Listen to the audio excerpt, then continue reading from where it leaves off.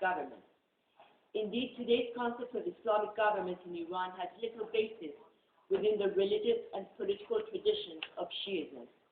This form of Shiism is founded on the concept of the 12 Imams, who were the rightful spiritual and political leaders of the Muslims, following the death of the Prophet Muhammad. It is believed that the 12th or hidden Imam, known as the Mahdi, lives in occultation, but will one day return and resume the leadership of the faithful. Until that moment arrives, traditional Shia, who include Sufis and Dervishes, believe that political and religious authority should remain separated.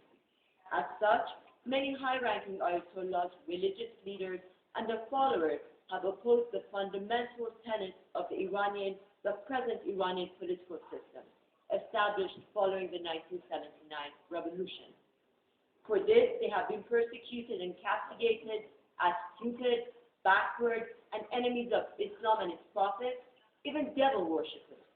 They have been intimidated and persecuted by the Ministry of Intelligence and paramilitary units like the Imam Sadiq Brigade number 83. One of the most coercive instruments of the state is a body known as the Special Court of Clergy, دادگاه ویژه روحانیت. This special court operates under the direct supervision of the supreme leader and does not follow the judicial procedures and laws of the rest of the country. Since its establishment, the court has become well known for its brutal and humiliating treatment of clerics of all ranks.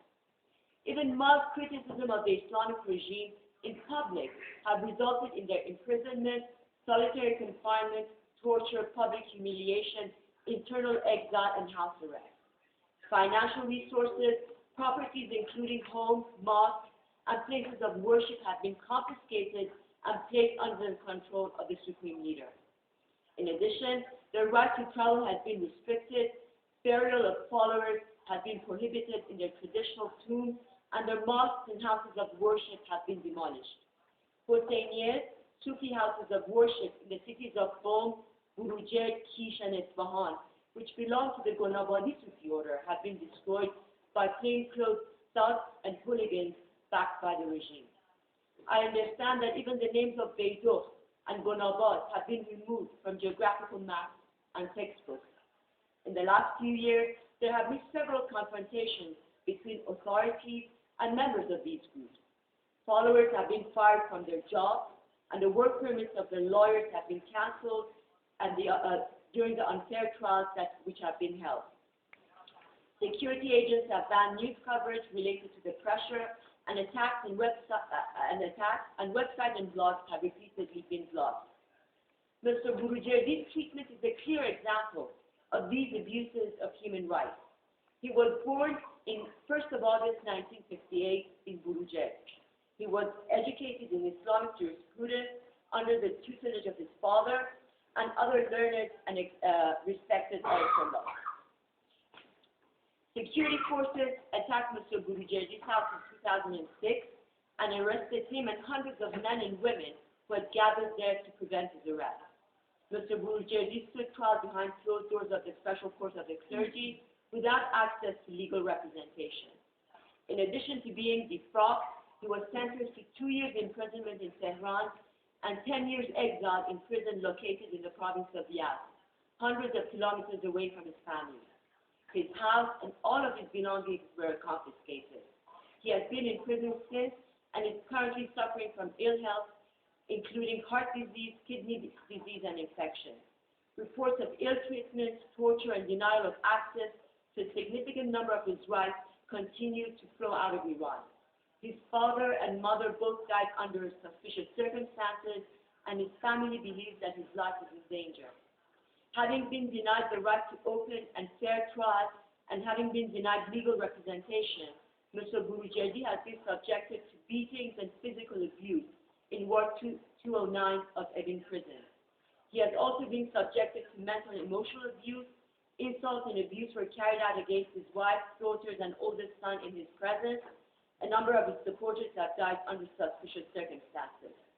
As a consequence of his refusal to recant publicly in a televised program, he has received death threats. He has also been threatened with the distribution of fabricated and insulting films about him and his wife and daughters, in addition to footage of him taken in the nude by the authorities on the 16th of August 2004. This was filmed during an earlier period of incarceration. Now, this is the message that he has sent to you from Evin. I'll read it in English, but if you want, there's a Farsi translation as well. To the esteemed President and members of the UN Human Rights Council, from inside the notorious Evin prison, I send to you greetings. As you are well aware, throughout history, the interference of religion in state matters has been instrumental in promoting ideological and religious conflict, the rise of totalitarian regimes, as well as injustice and inhuman punishment. Today, religious fundamentalists throughout the Middle East region, and in particular in my country, Iran, are notable examples of such extremist attitudes.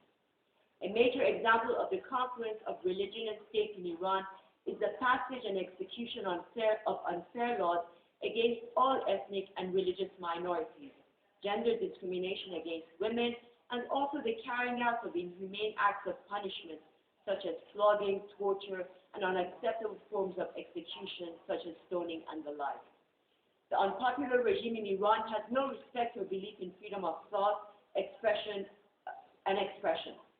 In such an atmosphere, religious minorities, Zoroastrians, Sunnis, Christians, Jews, and Baha'is, in addition to Sufis and dervishes, including the majority of Shiite believers who are opposed to the doctrine of Vilayat al-Faqih, are constantly harassed and repressed. With the slightest of objection or expression of criticism, these people are immediately arrested on trumped-up charges and tried without due representation before courts that have no legitimacy and make mockery of justice. Since its inception in 1979, the Islamic regime has consistently violated every provision contained in the UN Universal Declaration of Human Rights and international law, a phenomenon whose extent and intensity has increased year after year.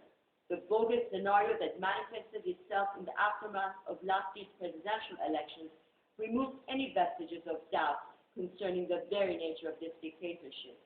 Today, every Iranian household, especially those amongst our nation's ethnic and religious minorities, bears the scars of these inhumane acts of injustice. In a closed and highly monitored atmosphere, many amongst them have been forced to either hide their views and opinions or seek refuge away from their homeland. Today, throughout the world, the regime in Iran, which prefers to represent political Islam in the world, has become the role model for injustice and violence. The arbitrary and crude behavior of Iran's religious dictators is not confined merely to suppressing the demands of Iranians. It is a fact that the ruling establishment has promoted confrontations and conflicts in other lands, while jeopardizing regional and international peace and security as a consequence of its irresponsible and dangerous policies in areas such as nuclear and arms proliferation, which have placed the entire Middle East region on a time bomb. Today, the international community is a closely knit and interconnected body. As such, international and regional peace and security is incumbent on the responsible cooperation that must exist between all its members. Hence, only through solidarity and meaningful cooperation at an international level can this critically sensitive situation that has forced itself upon us at this time be addressed in a way that is in line with universally acceptable notions such as peace, freedom, and democracy. For this reason, it is only natural that the United Nations and its relevant organs form a committee of international lawyers and experts to investigate the abuses taking place in Iran and the Middle East as a consequence of the intervention of religion into politics, thus paving the way for the passage of a resolution supporting the separation of state from religion. It follows that the passage of such a resolution would naturally lay the first stone for conducting a free referendum in Iran, carried out under the supervision of international monitors, so that the people of Iran can once again become masters of their own destiny. Hoping for a global solidarity for the resolution of the current crisis, and with my very best wishes for peace and freedom around the world, Sayyid Hossein Kazemeni Borujerdi, Evin Prison. Thank you.